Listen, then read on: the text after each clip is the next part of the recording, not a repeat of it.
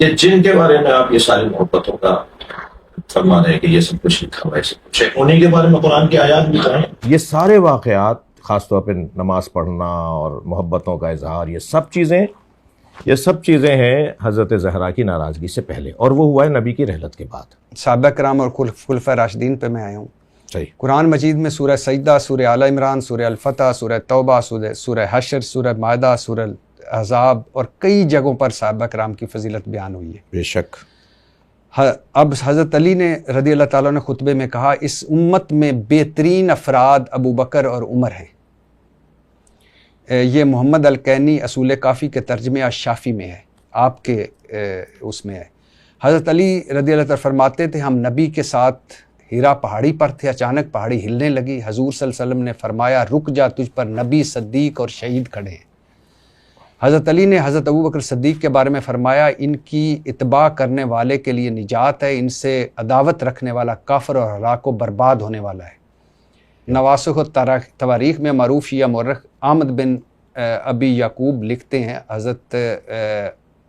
حضرت ابن عباس سے یہ مروی ہے، رسول اللہ صلی اللہ علیہ وسلم حضرت علی کے چچیرے بھائی حضرت ابو بکر، یعنی یہ حضرت ابن عباس جو رسول اللہ صلی اللہ علیہ وسلم حضرت علی کے چچیرے بھائی تھے، حضرت ابو بکر تمام صحابہ میں تقوی اور طہارت میں برتر مقام کے حامل اور زاہد و پاکیزگی میں سب سے بلند تھے۔ معروف شیعہ مورخ احمد بن ابی یعقوب لکھتا ہے کہ حضرت عمر فاروق سے ام کلثوم بنت علی کی شادی ہوئی اور 10,000 دینار حق مہر مقرر ہوا۔ سید مرتضیٰ الشافی میں فرماتے ہیں کہ وہ ابو بکر اور عمر سے بڑی محبت کرتے تھے، جب حضور کی قبر مبارک پر آتے تو رسول اللہ صلی اللہ علیہ وسلم پر سلام پڑھنے کے ساتھ ساتھ آپ دونوں پر بھی سلام پڑھتے۔ حضرت علی نے حضرت ابو بکر صدیق کے پیچھے نمازیں پڑھی اور ان کے تحائف قبول کیے۔ حضرت علی کے بیٹے کا نام عمر، حضرت حسن کے بیٹے کا نام عمر، حضرت زین العابدین نے اپنے بیٹے کا نام حسن رکھا۔ ابو سفیان اور رسول اللہ صلی اللہ علیہ وسلم کے چچا حضرت عباس کی دوستی کے چرچے رہے۔ رسول اللہ صلی اللہ علیہ وسلم کی 4 بیٹیوں میں سے 3 کی شادیاں بنو امیہ میں ہوئیں۔ حضرت فاطمہ کے ساتھ رضی اللہ تعالیٰ عنہ کے ساتھ حضرت علی سے شادی رسول اللہ کے حکم پر گواہ بنے کون؟ حضرت ابو بکر صدیق۔ یہ ابو جعفر طوسی المالی طوسی جلد 1 میں۔ حضرت اسمہ بنت امیس حضرت علی کے سگے بھائی حضرت جعفر بن ابی طالب کی زوجہ تھیں، آپ کا انتقال ہوا تو حضرت ابو بکر صدیق سے شادی ہوئی۔ ایک بیٹا پیدا ہوا جس کا نام محمد تھا، جسے حضرت علی نے مصر کا نگران مقرر کیا۔ حضرت ابو بکر کی وفات کے بعد حضرت علی سے شادی ہوئی، بیٹا یحییٰ پیدا ہوا۔ اچھا، حضرت علی کے بیٹے کا نام ابو بکر، حضرت حسن کے بیٹے کا نام ابو بکر، حضرت امام حسین کے ساتھ شہید ہونے والوں میں علی اکبر، عبداللہ اور ابو بکر، زین العابدین کی کنیت ابو بکر، ابو موسیٰ کاظم کے بیٹے کا نام ابو بکر، اور 5ویں امام محمد باقر نے حضرت ابو بکر صدیق کی پوتی سے شادی کی۔ کلینی نے اپنی کتاب اصول میں یہ لکھا ہے، اس کے باوجود حضرت عمر، حضرت ابو بکر، حضرت عثمان، اللہ ان پہ راضی ہو ان سے اور راضی ہے اللہ ان سے، یہ جو تکفیر، یہ جو کہ ابھی بھی آپ سمجھتے ہیں کہ جس حضرت علی نے ان کے پیچھے نمازیں پڑھی، ان کو خلیفہ مانا، ان کے بچوں کے اپنے بچوں کے نام ان کے رکھے، رشتے کیے آپس میں۔ اس کے 3 جواب ہیں۔ سب سے پہلا تو یہ جتنی روایات ہیں تقیہ پہ عمل ہوں گی۔ دوسرا جواب ابھی میرا اگلا موضوع تقیہ ہی ہے۔ دوسرا جواب اس کا یہ کہ یہ ساری جتنے بھی آپ نے چیزیں پڑھی ہیں یہ سب دروازہ جلنے گرنے بی بی کی ناراضگی سے پہلے کی روایات ہیں۔ یہ ساری روایات، سارے واقعات بی بی صحیح بخاری کے اندر ہے کہ ناراض رہیں حتیٰ توفیت، جب تک زندہ رہیں۔ اسی بخاری میں ہے کہ نبی نے فرمایا جس سے میری فاطمہ ناراض اس سے میں ناراض اس سے اللہ ناراض۔ اسی بخاری کے اندر ہے کہ بی بی جب تک زندہ رہیں سلام کا جواب نہیں دیتی تھی شیخین کو۔ سر یہ حضرت حسن کے بیٹے کا نام عمر، نہیں یہ تو ناموں پہ بات نہیں کر رہا، ناموں پہ بات کروں گا، آپ نے کیونکہ بہت ساری چیزیں ایک ساتھ بیان کی، یہ کئی مختلف موضوعات ہیں، لیکن جو اصل بات تعریفوں والی ہیں کہ تعریفیں کی، نماز پڑھی اور بہت ساری چیزیں پڑھی نا، لیکن نہیں میں عرض کر رہا ہوں نا کہ اس کا جواب ہے۔ اس کا جواب پہلا تو یہ ہے کہ یہ ساری تقیہ پر حمل ہے۔ دوسرا جواب اس کا یہ ہے کہ یہ ساری روایات بی بی کے ناراض ہونے سے پہلے تقیہ کو اب ذرا واضح کر دی، کیونکہ اللہ میرا کہ کسی نقصان سے بچنے کے لیے اپنا عقیدہ چھپا کر کسی دوسرے عقیدے کا اظہار نہیں ہے، یہ نہیں ہے تقیہ، یہ نہیں ہے تقیہ، یا حق بات چھپانے اور جھوٹ بولنے کا نام یہ بھی تقیہ نہیں ہے، یا اصل بات چھپانے اور چھپا کر کچھ اور کرنے کا نام تقیہ نہیں، سامنے والے کی استعداد کے مطابق بات کرنے کو تقیہ کہا جاتا ہے۔ تقیہ استعداد مخاطب، بولنے والے کا مسئلہ ہی نہیں ہے، تقیہ استعداد مخاطب کا مسئلہ ہے، سننے والے کا مسئلہ ہے۔ وہ اس قابل نہیں ہے کہ اس کے سامنے وہ بات کی جائے، اس کے سامنے جو بات کی جائے گی اس انداز سے کی جائے گی کہ کوئی فساد نہ ہو، کوئی جھگڑا نہ ہو، کوئی لڑائی نہ ہو۔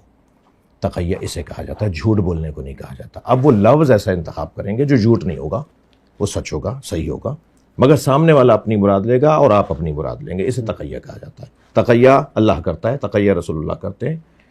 نحن معاشر الانبیاء نکلم الناس علی قدر عقولہم، یہ تقیہ ہے۔ ہم انبیاء کرام لوگوں کی عقلوں کے مطابق بات کرتے ہیں، یہ تقیہ ہی تو ہے۔ آپ اپنی عقل کے مطابق بات فرمائیں نا، آپ لوگوں کی عقلوں کے مطابق کیوں بات کر رہے ہیں؟ لوگوں کی عقلوں کے مطابق بات کرنا، ان کی صلاحیتوں کے مطابق بات کرنا، اس ماحول کے مطابق بات کرنا جس میں منافقت، جس میں خدا نخواستہ جھوٹ، یہ سب چیزیں شامل نہیں ہیں۔ ہاں، سامنے والے سے اس انداز سے آپ بات کریں کہ وہ بات اس کو سمجھ میں آ جائے یا اس وقت کا فساد ٹل جائے، اسے تقیہ کہا جاتا ہے۔ لہٰذا اللہ بھی ایک ساتھ حرام نہیں کرے گا ساری چیزیں، اللہ بھی آہستہ آہستہ معیار مزاج بنا بنا کر چیزوں کو حرام کرے گا۔ آ گئی بات، آتے ہیں اسی بات کے اوپر کہ یہ ایک تو تقیہ پہ حمل ہوں گی، یہ سارے واقعات خاص طور پہ نماز پڑھنا اور محبتوں کا اظہار، یہ سب چیزیں ہیں حضرت زہرا کی ناراضگی سے پہلے، اور وہ ہوا ہے نبی کی رحلت کے بعد۔ جب سرکار اس دنیا سے تشریف لے گئے، بی بی اپنا حق مانگنے کے لیے گئیں، فدق مانگنے کے لیے گئیں، مولا علی بیعت نہیں کر رہے تھے، گھر میں ہی تھے، سب نے بیعت کر لی تھی الا ان افراد کے جو مولا علی کے ساتھ آپ کے گھر میں رہتے تھے، یعنی آپ کی پناہ میں تھے، آپ کے ساتھ تھے، اور وہ کہتے تھے ہم آپ کے ساتھ رہیں گے تو ہم بچ جائیں گے اور ہم بیعت نہیں کریں گے، ہم نہیں کرنا چاہتے بیعت۔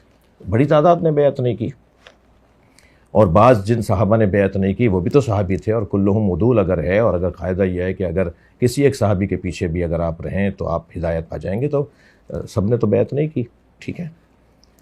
وہ جو واقعہ پیش آیا کہ بھی مولا کو لینے کے لیے گئے کہ جی بیعت کریں، یہ ساری کتابوں میں لکھا ہے، میں نے تو 36 کتابیں ایسے کھول کھول کے دکھائی ہیں، اتفاق سے آپ کو دے دی ہوں، ٹھیک ہے۔ تو وہ جو کتابوں میں سب کچھ لکھا ہوا، وہ سارے واقعات بی بی کی ناراضگی سے پہلے کے ہیں، پہلی بات۔ دوسری بات یہ ہے کہ جن کے بارے میں آپ یہ ساری محبتوں کا فرما رہے ہیں کہ یہ سب کچھ لکھا ہوا ہے، سب کچھ ہے، انہیں کے بارے میں قرآن کی آیات بھی تو ہیں، انہیں کے بارے میں تو ہے جو نبی کی آوازوں میں آواز اونچی کر رہے تھے، جن کے لیے قرآن نے کہا ان کے اعمال حق ہو گئے، ان کو پتہ ہی نہیں ہے، جو نبی کی توہین کرنے والے، جو نبی کو عصیان کا الزام دینے والے، جو نبی کو کاغذ قلم نہ دینے والے، وہ بھی تو یہی کچھ افراد ہیں جن کے بارے میں یہ ساری تعریفیں ہیں۔ تو ان سب چیزوں کو جوڑیں گے تب جا کے ہم نتیجے تک پہنچیں گے، ایک بات۔ دوسری بات یہ کہ جو نام رکھنے والی بات ہے، تو سوال یہ ہے کہ ائمہ اہل بیت تو بہت اونچا ان کا معیار ہے، ائمہ اہل بیت ناموں کے کاموں میں آ کر، ناموں کے مسائل میں آ کے نہیں الجھیں گے۔ اہل بیت نام تو ذاتی طور پہ برا نہیں ہوتا، یزید نام کون سا برا ہے؟ کربلا میں ایک یزید ہے، وہ رحمت اللہ علیہ ہے، اور امام حسین کو مارنے والا ایک یزید ہے، وہ لعنت اللہ علیہ ہے۔ میں اپنا عقیدہ بیان کر رہا ہوں جی، لیکن تو نام سے سر کوئی یزید رکھتا تو نہیں آج۔ نہیں، مراد یہ ہے کہ نام تو ذاتی طور پہ برا نہیں ہوتا، کردار ہوتا ہے جو۔ سر کتنے لوگوں کا نام آج یزید ہے یا شمر رکھا گیا ہے؟ کسی شیعہ نے رکھا ہے؟ میں نے تو مکے میں دیکھا ہے کہ یزید کے نام سے اشارہ ہے۔ شیعہ نہیں، شیعہ نہیں، آپ کہہ رہے ہیں نہیں رکھتے، رکھ رہے ہیں لوگ۔ نہیں، میں شیعہ کی بات کر کراچی میں کتاب لکھی گئی ہے یزید رحمت اللہ علیہ۔ سر میں شیعہ، وہ شیعہ نے لکھی؟ نہیں، شیعہ نے نہیں لکھی، آپ تو کہہ رہے ہیں کہ نہیں رکھا جاتا۔ میں میرا سوال ہے کہ کتنے شیعوں نے اپنا نام یزید یا شمر رکھا ہے؟ شیعہ تو نہیں رکھیں گے، نہیں رکھیں گے، تو کیوں رکھیں گے؟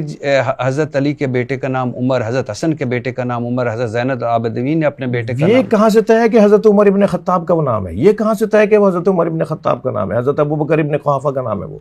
یہ کہاں سے طے کر رہے ہیں کہ وہ نام جو اہل بیت نے رکھے وہ ان کے نام تھے؟ یہ نام تو چلے آ رہے تھے نا، ان کے اجداد میں بھی نام۔ یزید اور شمر ممنوع ہو گئے جب سے واقعہ کربلا ہوا۔ میں تو اپنے بیٹے کا نام یزید یا شمر نہیں رکھوں گا، ٹھیک ہے، میں شیعہ بھی نہیں ہوں، تو کیوں رکھے ان لوگوں نے اس لیے کہ ان کے نام اگر نہیں تھے نا، اتنی یہ بڑی ناراضگی تھی، اتنا نہیں، بڑا، ان کے نام نہیں تھے نا، یہ نام تو یہ پہلے سے چلے آ رہے تھے، ان کے اپنے اجداد میں یہ نام تھے، اور پھر یہ نام کوئی پہلی دفعہ تو ان کا تھا نہیں کہ وہ نام رکھیں گے تو انہی کا نام رکھا جا رہا ہوگا، ایک بات۔ دوسری بات یہ کہ انہوں نے تو نام رکھے، محبت تو دو طرفہ ہونی چاہیے۔ آپ مجھے 6 مثالیں تو دیجئے، 4 مثالیں تو دیجئے جو علی، فاطمہ، حسن، حسین نام رکھے۔ 80 سال تک اہل بیت کے نام رکھنے پہ پابندی تھی، دو طرفہ محبت کیوں نہیں ہے؟ اہل بیت کا معیار تو اونچا ہے, وہ تو نام رکھیں گے, وہ ان ناموں کی وجہ سے تناؤ نہیں کریں گے, کھچاؤ نہیں کریں گے, جھگڑا نہیں کریں گے, لیکن اہل بیت کے نام رکھے گئے انہی گھرانوں آپ میں. نے بڑی خوبصورت بات کی کہ اہل بیت تناؤ نہیں کریں گے, جھگڑا نہیں کریں گے. تو یہی تو میں کہہ رہا ہوں کہ یہ جھگڑے کیوں آج پیدا ہو رہے ہیں جو اہل بیت نہیں چاہتے تھے. نہیں, اہل بیت تو جھگڑا نہیں چاہتے تھے, لفظ جھگڑا نہیں, لیکن اہل بیت کے ساتھ جو ظلم ہوا ہے, زیادتی ہوئی ہے, ان کا جو حق چھینا گیا ہے, جو ان کے ساتھ ظلم ہوا ہے, اس کو بیان کرنا بھی قرآن کا حکم ہے, اس کو بیان کرنا بھی اہل بیت کا حکم ہے کہ ہمارے ساتھ جو زیادتیاں ہوئے ہیں, جو ہمارے امر کو زندہ کرے اس پہ اللہ رحم کرے. پوچھا گیا کہ آپ کا امر کیا ہے؟ فرمایا ہماری امامت و خلافت, یہ ہمارا امر ہے جس کو چھین لیا گیا, جسے غصب کر دیا گیا.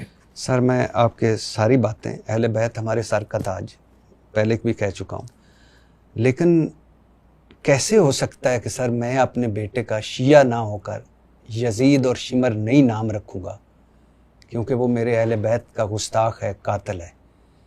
اور جب اہل بیت اور پھر شادیاں ہوئی سر, اچھا اگلی بات, شادی کا جواب دیتا ہوں. ہاں